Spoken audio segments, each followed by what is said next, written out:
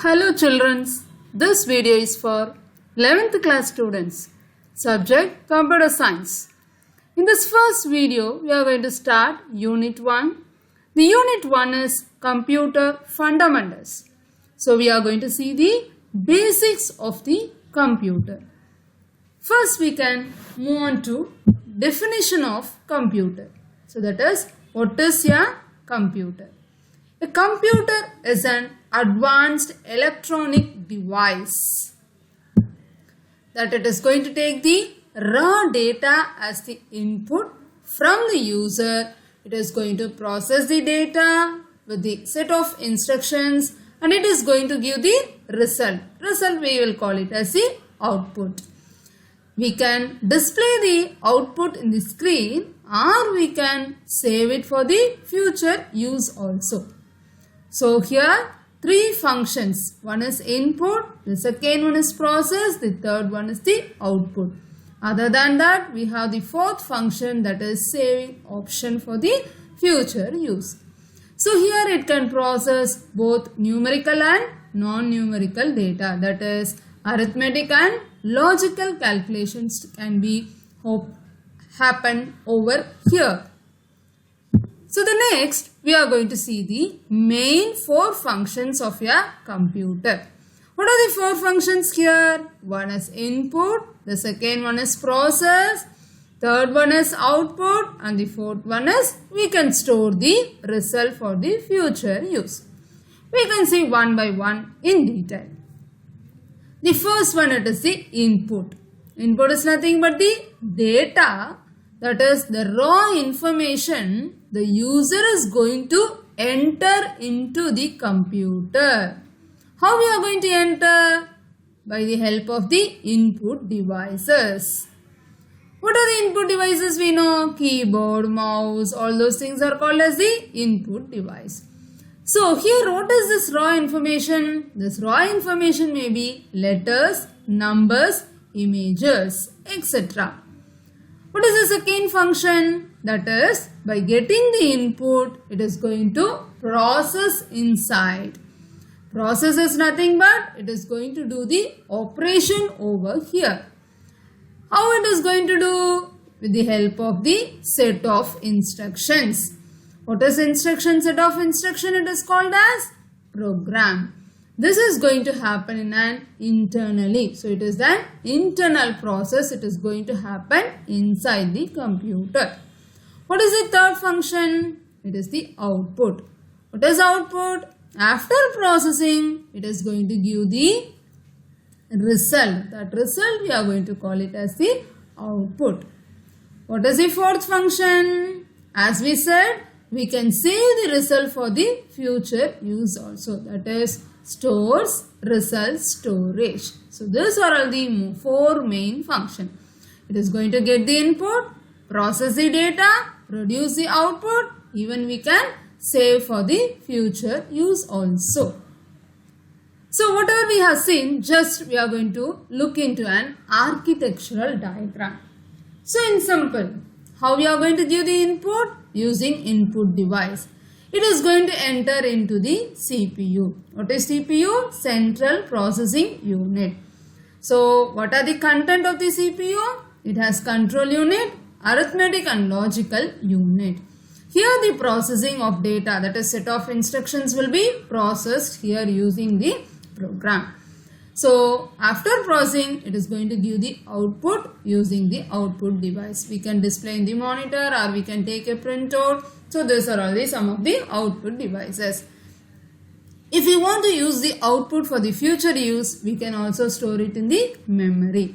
Memory we have, so inbuilt memory, that is primary memory. We also have the secondary memory. Secondary memory like floppy disk, CD, hard disk, these are all the secondary. We can see detail one by one.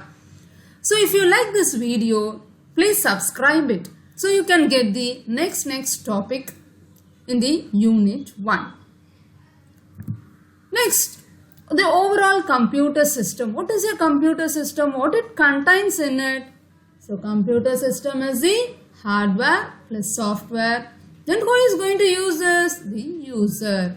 What is hardware? The hardware is nothing but we can touch and see. So it may be internal devices, peripheral. Inside it, inside the computer, what all the devices we have, no, that we call it as internal devices. Peripheral devices is outside, that is keyboard, mouse, monitor. So those are called as the peripheral. So whatever device we can touch and see is called as the hardware devices. That is, all the physical parts of the computer is known as the hardware. What is software? We cannot touch and see it. Okay, so it is a program. Program is nothing but set of instructions. It is the coding what we are going to write it. So this only it is going to do the processing inside the computer with the help of the hardware. So software gives intelligence to the computer. What it has to do, whether it has to do the addition, whether it has to do the multiplication, those things. The third one, who is it? User. Who is the user? The person who operates the computer. So we are the user who is going to operate the computer. In small, computer system is a hardware plus software plus user. Hardware is the devices. Software is the program. User, the person who is going to operate the computer. So as you know, the next one is input devices. So you know many input devices. So what are the devices you know? Keyboard, mouse. These are the input devices you know. With the help of this input device, we can enter the data into the computer information. What type of data? Using keyboard, we can enter the text, numbers. Okay, using mouse, we can draw an image and give it as the input. So, what are the other latest devices, input devices we have is touch screen. With the help of the touch screen, we can draw it, we can give the input. Barcode reader, you have seen in many shops.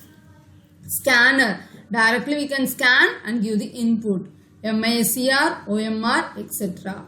So, barcode reader, it is used in the bank. OMR, sheets, have you seen? No. So, that sheet, correction of OMR, exams we are writing. No. So, that is also one of the input devices. The next one is output device. The device which help to display the processed information. We are going to see the output, result. How we are going to see? We can see it in the monitor, or we can take the printout also using the printer. Other than that, what do you know? You have the plotter, projector. What is the main printer? Usually we will print the text and numbers. Plotters mainly it is used for graphical representations. So projector, as you all see now, so in schools and colleges they are using for visualizing it. We can see the videos, output, the images, everything we can see. The next one is CPU, Central Processing Unit. So what are the main component of this CPU? Where it is operating, the data is operating inside the CPU. What it has inside? Computer chip, or we can call it as microprocessor. So this referred to as the Central Processing Unit. Together with the control unit, arithmetic and logic unit, we are calling this as the Central Processing Unit. So this is after getting the data. Here this device, it is going to interrupt the data and it is going to execute the information. For example, I am giving the input as 2 plus 3. So this is going to take and it will automatically enter into the arithmetic operation 2 plus 3. It is going to execute and have the result as 5. Okay. So input device, we are going to get the input. CPU it is going to process and it is going to give it to the output device. Next we have seen no fourth operation. It is storage of information. So for the storage, that we are calling it as memory. What is the use of memory? So this facilitates, it is going to store the programs, that is sequence of instructions, or we can store the data. After getting the result, if you want it to see later, we can store it in the memory. So here in we have both temporary or permanent basis we can store the informations over here. So we have two things. One is called as volatile memory, the other one is called as non-volatile memory. That is primary memory, the other one is the secondary memory. The main part is primary memory and secondary memory. In primary memory, it can be categorized as volatile memory and non-volatile memory. Okay. So what is primary memory? Which is present inside the computer itself. What is secondary memory? We are putting the hard disk. For example, external hard disk we can use it. We can use a CD for storing the information. Pen drive. These are all called as the secondary memory. Okay. So first we can concentrate on the primary memory. Primary memory is categorized as volatile memory and non-volatile memory. First, what is volatile memory? We can call this as the RAM. Random access memory. So this is our random access memory. So this memory, it requires the power to maintain the stored information. If power is lost, automatically that will be erased over it. So in this we have SRAM, DRAM. SRAM is nothing but the static random access memory. So it will be present as long as the content will be, it will be present over here. What is DRAM? Dynamic random access memory. So this is more complicated to interface and to control and needs regular refresh cycle. Again and again we have to refresh it. DRAM uses only one transistor and a capacitor per bit.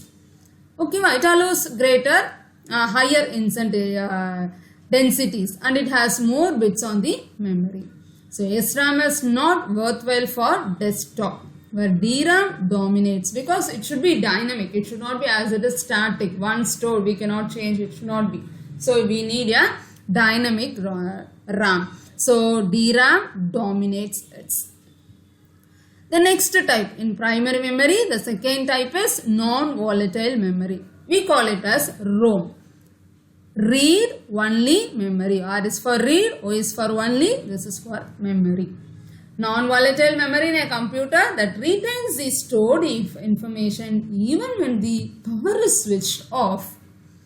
So in this ROM, we have several types of it. The first is ROM, next one is PROM, EPROM, EEROM. Okay. So this is programmable, erasable programmable, electronics erasable programmable, read only memory. So these are all used for the booting programs. The third type of memory is the cache memory. So this is also one type of random access memory that a computer microprocessor can access quickly, more quickly than RAM. As a microprocessor processes data, it is going to process, no, it is going to calculate. So first it looks into the cache memory. If the data is present in the cache memory, directly it will fetch and it will do the process. So it is an time consuming process. Cache.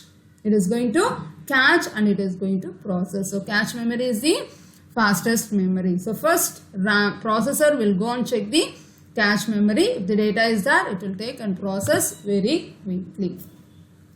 So primary memory, we have seen about volatile RAM, non-volatile ROM, and the third we have seen about the cache memory. The next one is secondary memory. So in the secondary memory, what are the things?